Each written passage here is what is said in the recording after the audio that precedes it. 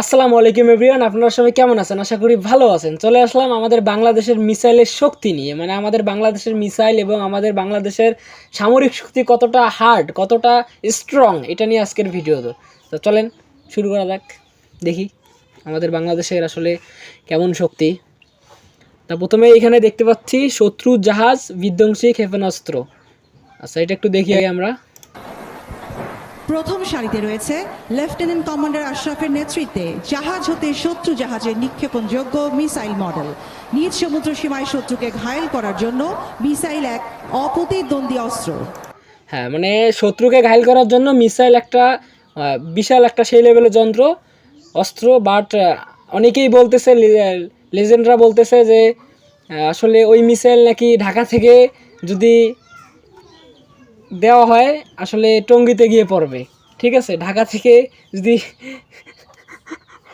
কি একটা অবস্থা ভাই, অনেকেই বলতেছে, লেজেন্ডরা অনেকেই বলতেছে। আসলে আমরা একটু ভিডিওটা দেখি। দ্বিতীয় সারিতে রয়েছে শত্রু জাহাজ ও বিমান নজরদারির এবং অনুসন্ধানের জন্য দূরপাল্লার র্যাডার। এ সকল আধুনিক র্যাডার সমূহ শত্রু দূরপাল্লার রাডারও আছে। ঠিক আছে, আপনারা কি মনে করেন, বাংলাদেশকে কি মনে করেন আপনারা? জাহাজ ও বিমানকে দূরবর্তী অবস্থান থেকেই শনাক্ত এবং অনুসরণ করতে সক্ষম। রাডার। তৃতীয় সারিতে রয়েছে লেফটেন্যান্ট কমান্ডার শামীমের নেতৃত্বে জাহাজ হতে শত্রু বিমানে নিক্ষেপণযোগ্য মিসাইল মডেল এবং বিমান বিধ্বংসী মধ্যম পাল্লার সমরাস্ত্র। এ সকল সমরাস্ত্র শত্রু বিমান হতে নিজ জাহাজ সহ যে কোনো স্থাপনা রক্ষা করতে সক্ষম। মানে যে কোনো স্থাপনা রক্ষা করতে সক্ষম। 54 বছরে আমাদের যে উন্নতি, 54 বছরে যে সামরিক শক্তি, আসলে চেতনা দিয়ে আমাদের বাংলাদেশ এগোচ্ছে। মানে এই অস্ত্রগুলো দিয়ে, এই যন্ত্রগুলো দিয়ে অ্যান্ড এই সামরিক শক্তি দিয়ে আমরা আসলে কতটা যুদ্ধ করতে পারবো, কতটা এগোতে পারবো এটা আমি জানি না। বাট আপনারা কতটা আশাবাদী একটু কমেন্টে জানায়েন, তারপর দেখি।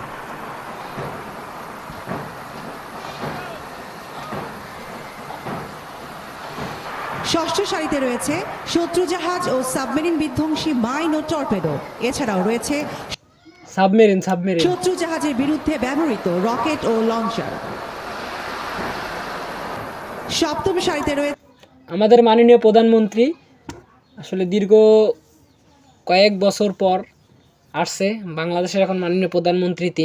তিনি দেখি মানে আসলে কি করে, বাংলাদেশ কি চেতনা দিয়ে চলবে নাকি আসলে এগোবে, এটা আসলে ইনি ক্ষমতায় আছে আমরা দেখতে চাই। আসলে বাংলাদেশকে চেতনা দিয়ে চলবে, বাবা মার চেতনা দিয়ে চলবে, এটা খুব জানতে ইচ্ছে করে। আসলে আমরা দেখি প্রধানমন্ত্রী মাননীয় তারেক রহমান প্রধানমন্ত্রী আসলে কি করে। লেফটেন্যান্ট কমান্ডার ফাহিমের নেতৃত্বে চালকবিহীন আকাশযান। এছাড়াও রয়েছে সমুদ্র দূরবর্তী স্থান হতে উচ্চ গতি সম্পন্ন বিভিন্ন যোগাযোগ সরঞ্জাম। অষ্টম সারিতে রয়েছে বাংলাদেশ নৌবাহিনীর নিজস্ব ক্ষমতায় প্রস্তুতকৃত ড্রোন। এছাড়াও রয়েছে অত্যাধুনিক প্রযুক্তির যোগাযোগ ব্যবস্থা, IFF system, tactical data link system, satellite communication এবং নৌবাহিনীর নিজস্ব সক্ষমতায় প্রস্তুতকৃত বিজয় 50 ট্যাকটিক্যাল মেসেজিং সিস্টেম। নবম সারিতে রয়েছে মানে সবগুলাই আছে, সবগুলাই মোটামুটি আছে, বাট কিন্তু একটাও কাজের না। মানে এগুলা দিয়ে আসলে এগুলা খালি একটু শো অফের জন্য, এগুলা আসলে যে না থাকলে একেবারেই যে নাই এমনটা, বাট এগুলা দিয়ে কোনো কাজ হবে না। লেফটেন্যান্ট সৌরভের নেতৃত্বে দেশীয় তৈরি পেট্রোল ক্রাফট। এই সারিতে আরও রয়েছে আসলে আমরা চাই বাংলাদেশটা যেন চেতনা দিয়ে আর না চলে।